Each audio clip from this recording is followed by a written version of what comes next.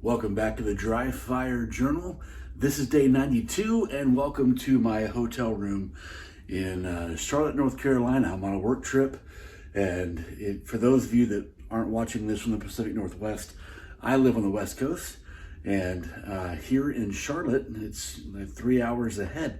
And so thankfully, I have an 8 a.m. breakfast meeting, and that means that I'm up at 4 a.m. my time, so that I get ready and get dressed. And I had to choose to build in time in my day in order to get my dry fire in, because today is not a range day at all. Today I'm doing other kinds of work. And so if I'm going to get it done, I've got to be in control of my time. And like I said yesterday, I always have time, and you always have time for the things that we choose to put first. Our time is always our choice. And so I needed to get up super early in order to be able to do what I want to do, in order to be the type of person that I want to be. So today I'm going to do some very simple dry fire work, and I'm not going to be using a timer out of kindness to my hotel neighbors. And I'm going to be simply doing some draw to first shot. So here's what I need to do. First, I am using a different firearm. I am not using the 365 XL that I've been using for the last couple of months. In these videos, I am using my P30L HK. And one of the things I like about this firearm is the grip. And so the grip shape has this contour to it, and I really like the way my hand marries to it. And something that you might want to think about is, does the grip of your firearm fit your hand really, really well? Or another way to think about this is, do you need to grip your gun differently in order to have it operate really optimally? Just something to think about. So here's what I'm going to do. I am going to just imagine that I've heard a beep. That's what I can do this morning. And I am going to draw. Now, for me to draw to see the red dot, the Holosun 507C on this firearm, my dot needs to be here. And so I'm just showing you for accountability what that looks like, so that you can see that I am truly drawing into my vision. And I'm not going to be clicking any trigger, even though I do have my barrel block in.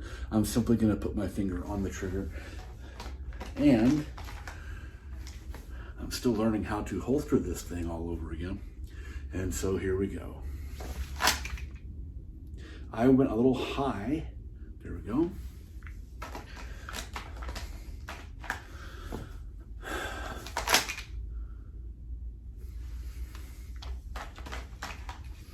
So how many draws do you think it takes for me to feel good about this?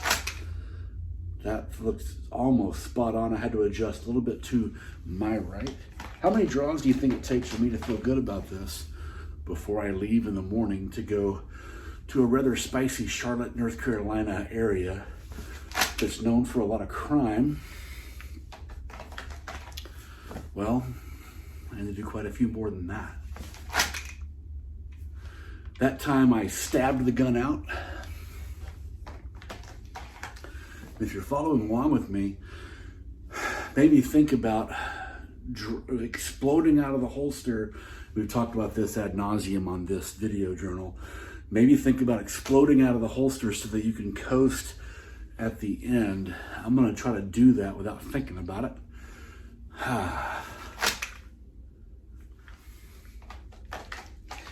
The reason why I'm just working on this morning is because this holster rides at a little bit different height.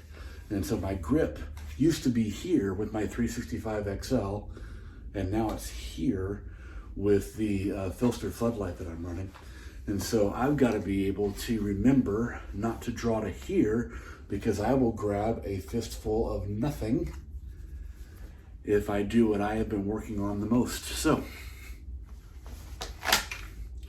it's taking me longer to get to my gun than I would like it to.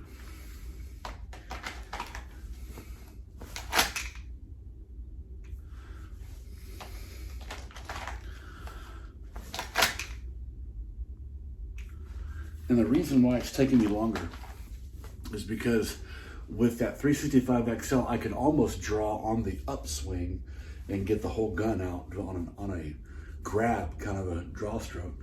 Now I've got to really drive down hard and get on my gun and bounce it out. And so I'm really focusing this morning on the bounce and trying to get that part of it right.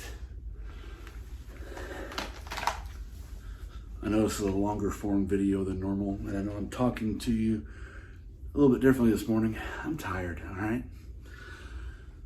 Here we go. Nope, I didn't even get a hand on the gun. This is why it's so important for me in this context, in this specific situation. This morning, I'm running on about 3 hours of sleep. That's why it's really important for me in this context to make sure I'm squared away before I leave my hotel room.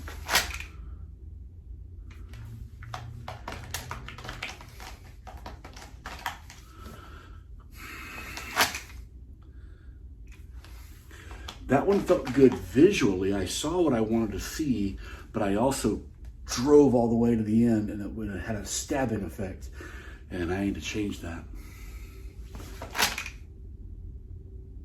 That feels a lot better. Starting to feel it a little bit. That one I pushed to my right because my support hand wasn't doing its job. Yes, even me, my support hand sometimes sucks.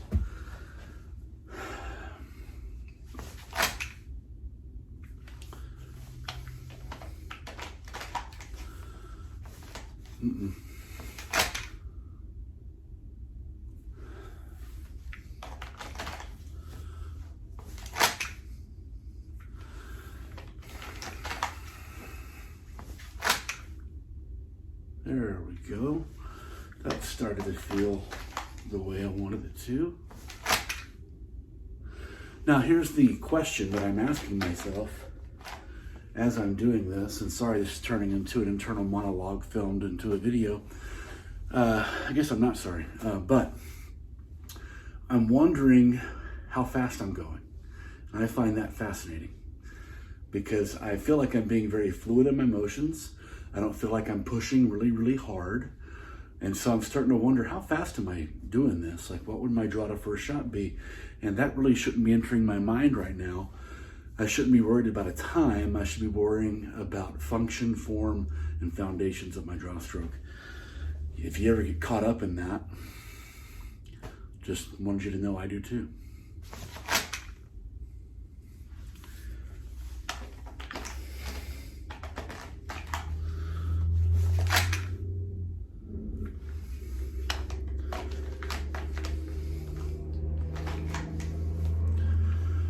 One more time. There we go. Okay. So I have no idea how many. I'm going to do way more before I leave. I'm just going to stop the video now.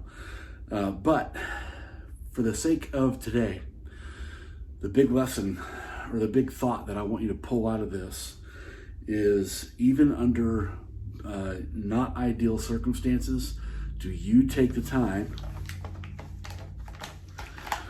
to remind yourself that you always have time for the things that you put first. And if you're hanging all the way in, like 9 minutes into this video, congratulations. I appreciate that you're willing to put in the work. Guess what, everybody? I'll see you tomorrow.